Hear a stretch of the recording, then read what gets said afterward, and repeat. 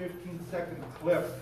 But here we have somebody who's been in the trenches with them and really knows how evil they truly are. And I thought he would be a great speaker to really bring it home. Yes? Yes. This Christmas party?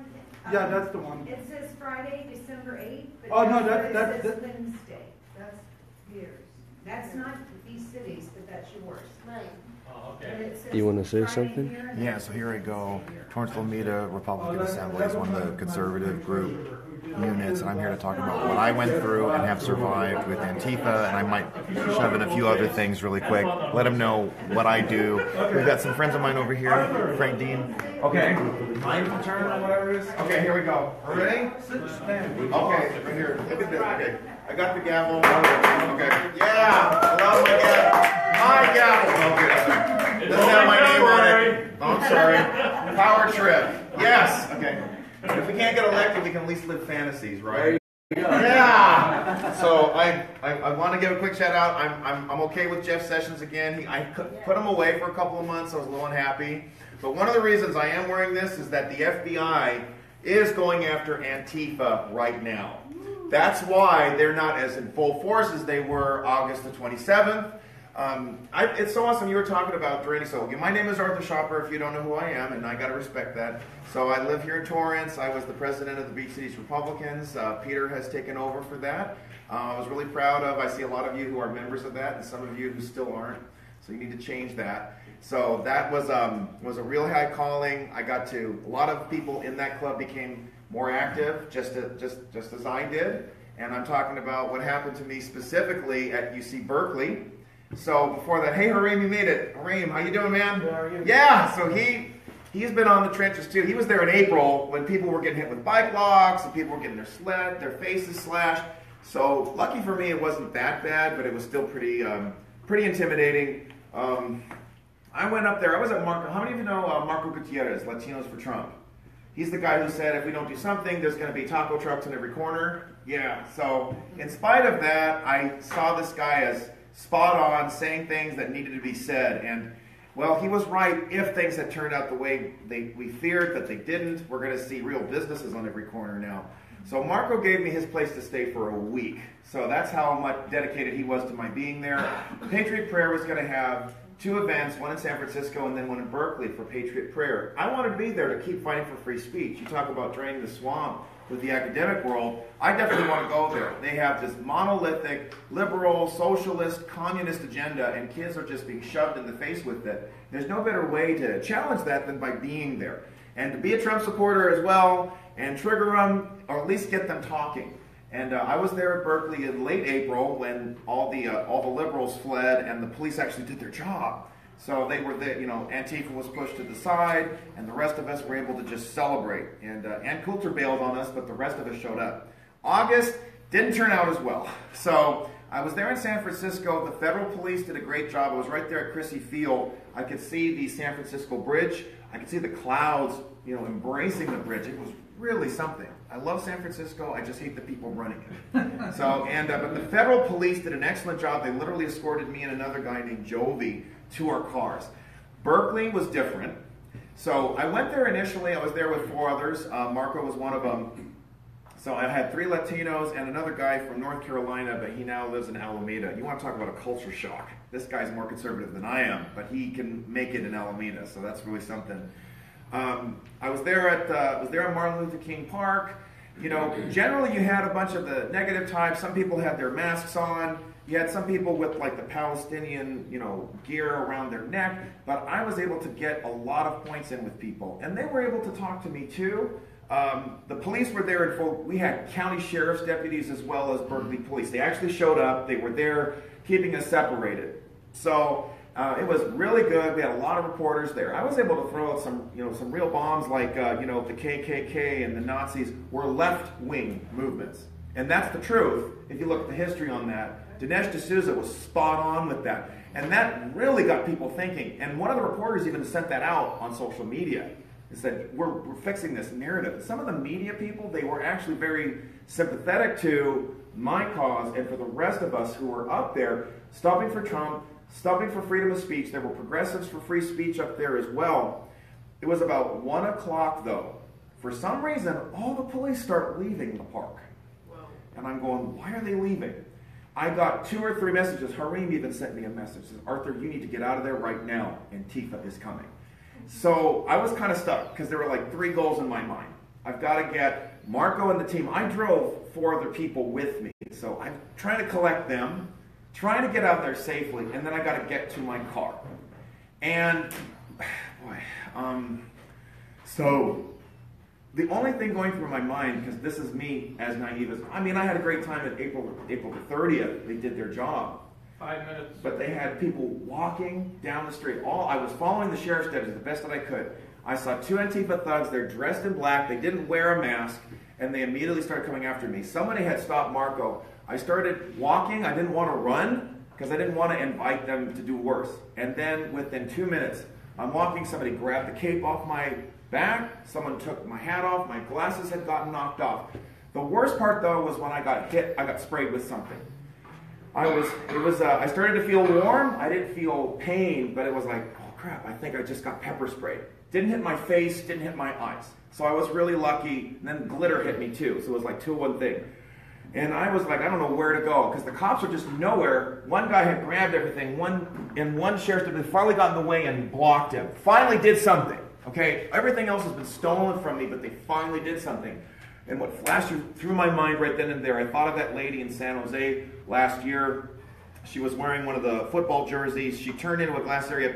She turned into a corner, and the cameras kind of surrounded her. People threw eggs at her. She was a figure, like a martyr for the cause, so to speak. I thought, you know what? That's what I'm going to have to do. I turned into a gas station, and I sat down. I says, I'm not going to run anywhere. I'm going to use the press. They'll be my wall. You want to talk about building a wall? I'll let the press do it. And they did exactly what I expected them to do. There were all these cameras looking at me. They served as a wall. People I saw it afterwards. They spit on me. They spit on my arm. They spit on me. I didn't feel it probably because the pepper spray was starting to kick in. So whatever shame that they had hoped to induce didn't happen. You know, I took a deep breath. I just prayed. I meditated. You know, no weapon formed against me prospers, but every tongue that rises in judgment against me, I condemn. Amen. Now, there are going to be weapons that form, but they won't prosper. I'll explain why. First of all, I wasn't physically damaged in any other way. You had this one crazy pink fat girl standing in front of me saying, you have to go. I will carry you out of here. Says, I'm not going. And I continued to say what I had said 2 hours before. I'm here for Trump. He's helping the economy. I denounce the white supremacy of the Democratic Party because it's their legacy, not ours. We need to fight this. Then all of a sudden, a Berkeley police officer finally shows up and picks me up and says, do you need medical attention? I go, I don't think so. I didn't realize what I was going to need in about an hour. So, and I yelled at him and said, I need help, but nobody's helping me, and I don't know why. The whole world got to hear that, because every camera's rolling. The Red Elephants, which is another media group, pro-Trump, they just knew that, like, God sent them. They came right to the gas station. They saw this group of people, and there I was, and they saw me. Says, Arthur, get in the car. So they were able to finally rescue me. There was a sequence of me, like, I don't know what happened. I think I got pepper spray or I got glitter on me. And it didn't even end there. They're able to drive a few blocks, and then there were other liberals in cars. They recognized us. There were Antifa talking about me. Oh my God, they're going this way. They were still tracking us. So we had to dart around to try to throw people off. We went to the local police station. There's all these police cars. The police were standing down. And then one of the police officers even said, what are you doing here? You're here to cause trouble. He told us to get out. Like totally hostile to us when we're the victims here. So finally got to my car. I said, I'm going to have to leave everybody else. I got back to the Stockton area, so I'm going from 70-degree weather to 90, and that's when the pepper spray kicked in. It was so painful. It's like I was like gripping the belt on the car to defer the pain just so I wouldn't feel it. And then I got to Marco's house, and he was so gracious, and I just took over the bathroom. I mean, I would stand under the shower for like 5 or 10 minutes straight just to cool off. Then as soon as I would step out, and then it was just the flare-up would just take over. It was so, I never felt that kind of pain before. I can't imagine what it's like getting in the eyes. That didn't happen to me. Although it would start, I had to be sure it wouldn't drip in. So that was another thing I had to contend with. It was about an hour straight standing under a shower. Then I was able to go live to let people know I was safe. It is incredible what happened afterwards. 2 minutes. You had local media, CBS, NBC, they followed me with Marco, and they even said it explicitly. Arthur Schaper, they said it wrong as expected. He is not a white supremacist. He's with Marco and company, and then they saw what happened to me. I was completely sympathized in the narrative. Yep. It broke the narrative that day. No longer was Antifa going to be seen as this liberal outsider group trying to push a principled cause. They're thugs, they're terrorists.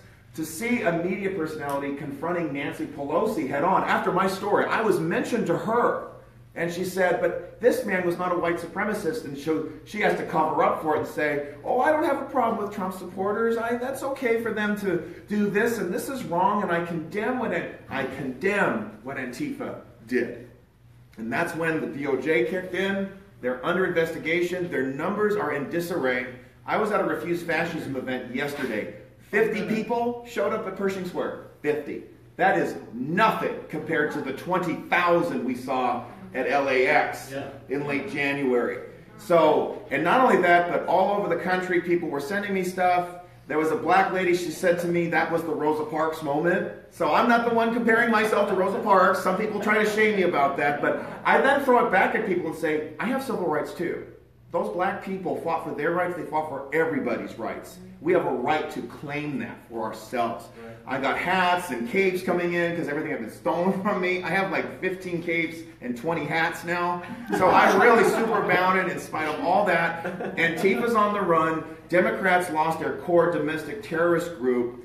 And, and things just really took off from there. Paul Joseph Watson, my picture was all over the place. People were sharing it to really put the pressure. I had friends in Hawaii saying, oh my God, we saw you in Berkeley. It went all over the country. Fine. So, like what you've talked about, and I'll wrap this up really quick. We may not be able to save California right now. I do believe, Gary Galino believes this, we are able to shift so that we keep winning elections in other states. Because they still don't believe what we tell them, like illegals on commissions, or there are black goons and police don't protect us, or like yesterday, where a church was teaching illegals how to break our laws, and I'm pushed out as a citizen, and the police side with the illegals. This is happening right now, and we're putting it on full blast for the rest of the country. Really quick, go ahead. Well, Arthur goes to tons of events, and I go to a lot of them. He goes to nearly everything, it seems like. Can you just tell him what we've all been experiencing as far as the strength and vigor of your numbers and passion over the last 8 months or so? Our numbers have actually increased. We have people from, like Greg Suska has joined our community. He's from La Crescenta. He just saw me. I went to a social... People were pushing for the single-payer thing outside of Rendon's office. I went on my own. 9 plus 1 minute. Okay, so I went on my own, and you have all these left-wing goons. One guy was following me around so I wouldn't cause trouble. Greg showed up to back me up, because I'm that naive. I'll march into the flames for all I care. We've had more people. Hareem, I had reached out to, and now he's done incredible things.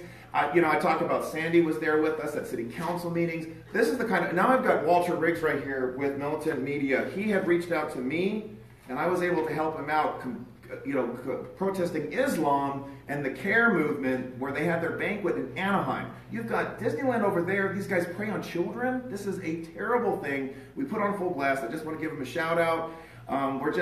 We're getting more militant. The key is that people have to see it's fun. When I do it, then others do it. And I think that's how we get the numbers up. We get people helping your initiative. And we just... From the grassroots up, we may not have political solutions, but we can have moral victories. And I was able to experience that. No matter what Antifa or anybody threatens, we're starting to win this. I really do. 9 plus 2 minutes. So I really appreciate that. Or we have to wrap it. I understand. So thank you very much. I really appreciate it. Thank you again. I appreciate it. Thanks for your Thank you. Absolutely. So, Thank you for everything you do, Arthur. thank you. We have a question for Arthur.